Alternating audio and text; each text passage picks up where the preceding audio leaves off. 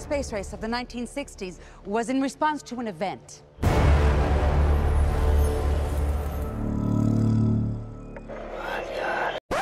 This isn't really what happened. If it was, I wouldn't be here and you wouldn't be here watching this. No, the world didn't end, and not much has changed since. So what was all the hype about?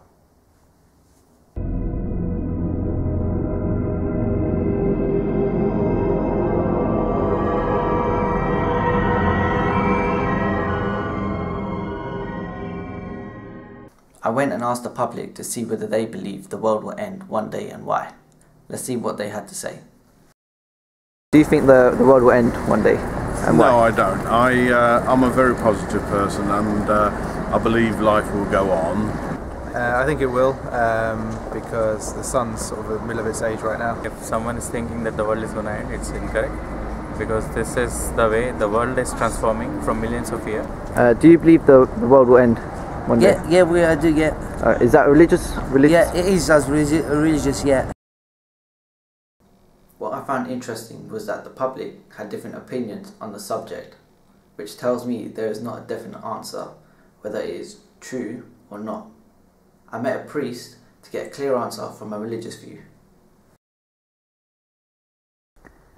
Do you believe the world will end one day and why?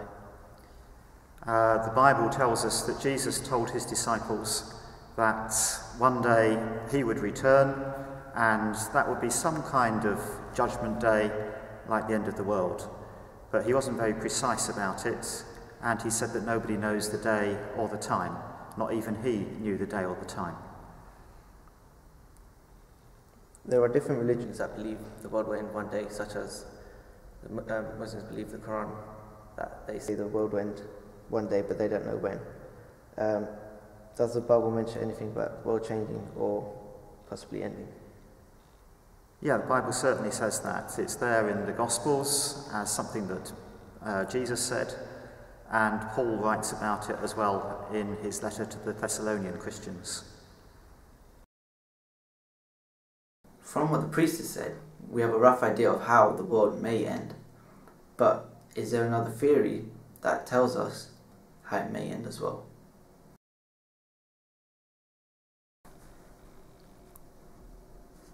There was a psychic called Nancy Lieder who claimed she was in mental contact with aliens from Zeta Reticuli, and she predicted that Earth would be destroyed by an asteroid called Nibiru, or also known as Planet X, in 2003.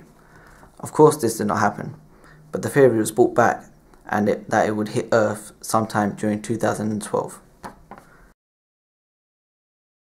Clearly this did not happen, but there are others who still believe another theory is true, the Mayan calendar. I went and interviewed a follower who prepared for the 21st of December 2012. What did you do to prepare for the end of the world? What, you mean the 21st? Yeah, the 21st of December. Yeah, cool. Well, what I did was went down to local Sainsbury's, stocked up on like extra food, you know, long life milk, more of my cereal, things like tin food, things that last longer. Did you have any location? Any location? Yeah, I sort of like dug a little bunker in my garage, because like that's the safest place, like no flammable stuff in there. Why do you think the world didn't end on the 21st? Well, you know, it's because of like the Mayan calendar. Back then they were looking for reasons why the world would continue. Whereas these days we like try to find reasons why it would end. Of course they got bored of writing the calendar, so. Do you think there was a waste of money then for preparing because nothing happened? Well no, because I could still eat the food. And if anything did happen, you guys would be a little bit, you know, in trouble, where I would be alright. Do you think there is another day that the world may end, and why? Yeah, it's a possibility, because at the end of the day, the sun is just a star, and stars only have a certain amount of time that they can until they expire. So it's going to blow up eventually. Give it a couple million years. Famous icons such as Isaac Newton predicted the date for 2000 for the world to end. Also, people like Nostradamus predicted the date for 1999 for the world to end, but none of these came true. So why did the Mayans predict the date for the 21st of December 2012. There are 3 calendars the Mayans use to predict dates.